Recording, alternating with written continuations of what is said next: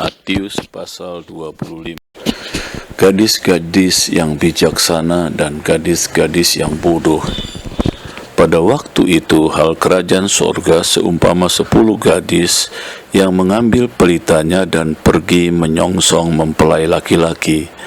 5 di antaranya bodoh dan 5 bijaksana.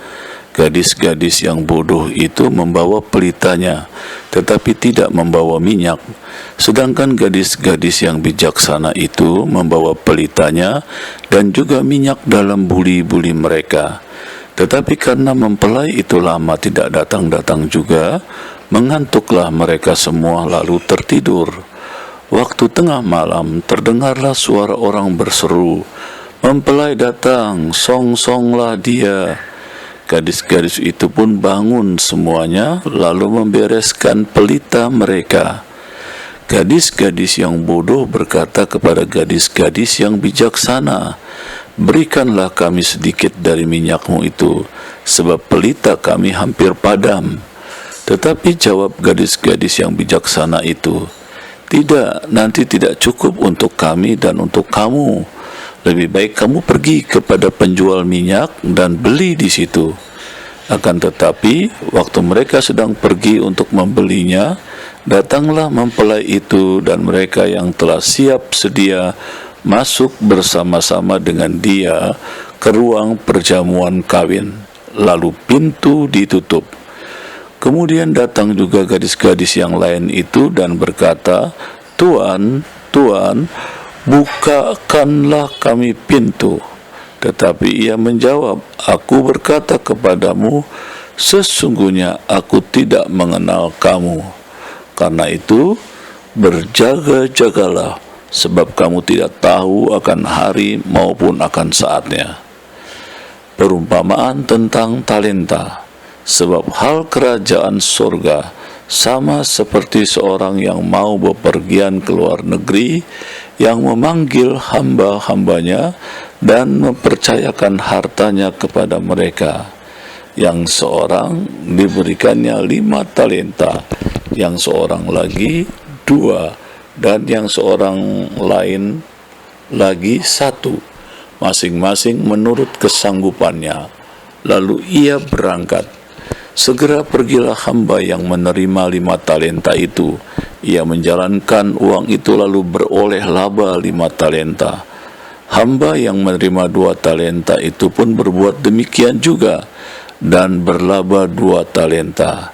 Tetapi hamba yang menerima 1 talenta itu pergi dan menggali lubang di tanah lalu menyembunyikan uangnya. Lama sesudah itu pulanglah tuan hamba-hamba itu lalu mengadakan perhitungan dengan mereka.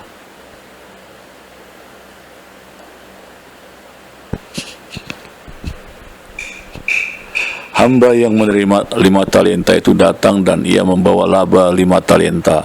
Katanya, "Tuan, 5 talenta Tuan percayakan kepadaku. Lihat, aku telah beroleh laba 5 talenta. Maka kata tuannya itu kepadanya, 'Baik sekali perbuatanmu itu, hai hambaku yang baik dan setia. Engkau telah setia dalam perkara kecil. Aku akan memberikan kepadamu tanggung jawab dalam perkara yang besar. Masuklah dan turutlah dalam kebahagiaan tuanmu.'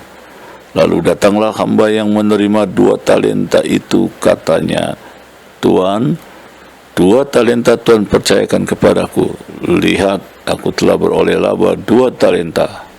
Maka kata tuannya itu kepadanya, 'Baiklah sekali perbuatanmu itu, hai hambaku yang baik dan setia. Engkau telah setia memikul tanggung jawab dalam perkara yang kecil. Aku akan memberikan kepadamu tanggung jawab dalam perkara yang besar. Masuklah dan turutlah dalam kebahagiaan tuanmu.'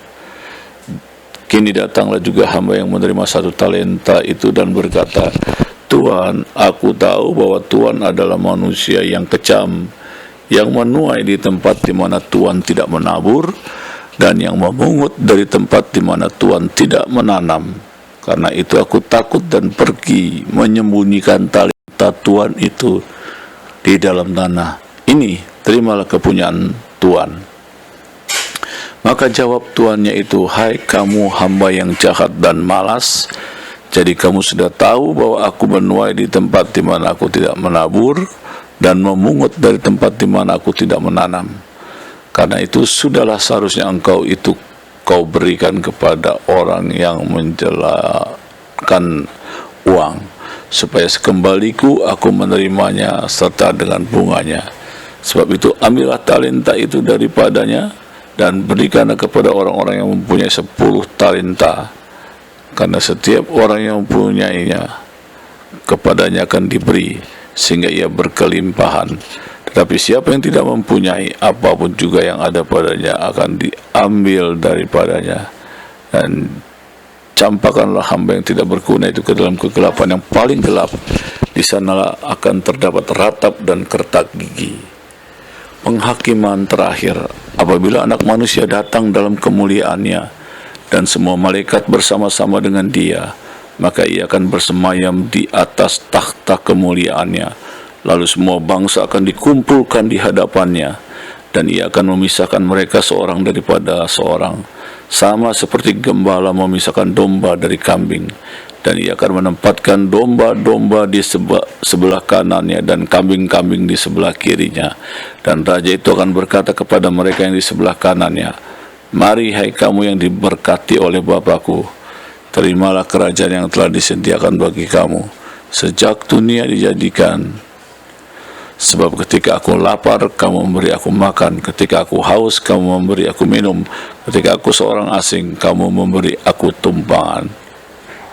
Ketika aku telanjang, kamu memberi aku pakaian. Ketika aku sakit, kamu melawat aku.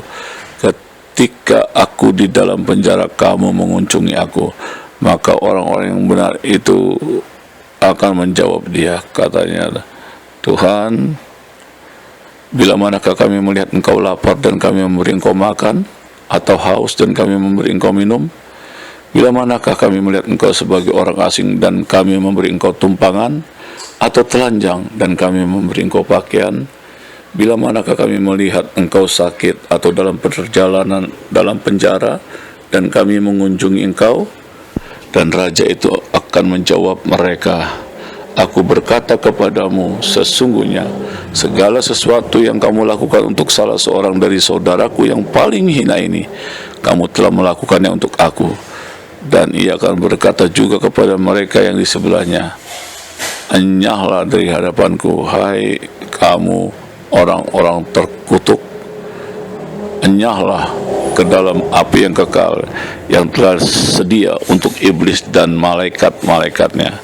Sebab ketika aku lapar, kamu tidak memberi aku makan, ketika aku haus, kamu tidak memberi aku minum, ketika aku seorang asing, kamu tidak memberi aku tumpangan, ketika aku telanjang, kamu tidak memberi aku pakaian, ketika aku sakit dalam penjara, kamu tidak melawat aku. Lalu mereka pun akan menjawab dia, katanya, Tuhan, bila manakah kami dapat melihat engkau lapar atau sebagai orang asing atau telanjang atau sakit atau dalam penjara dan kami tidak melayani engkau? Maka ia akan menjawab mereka, gitu, aku berkata kepadamu, sesungguhnya segala sesuatu yang tidak kamu lakukan untuk salah seorang dari yang paling hina ini, kamu tidak melakukannya juga untuk aku. Dan mereka ini akan masuk ke tempat siksaan yang kekal, tetapi orang benar ke dalam hidup yang kekal.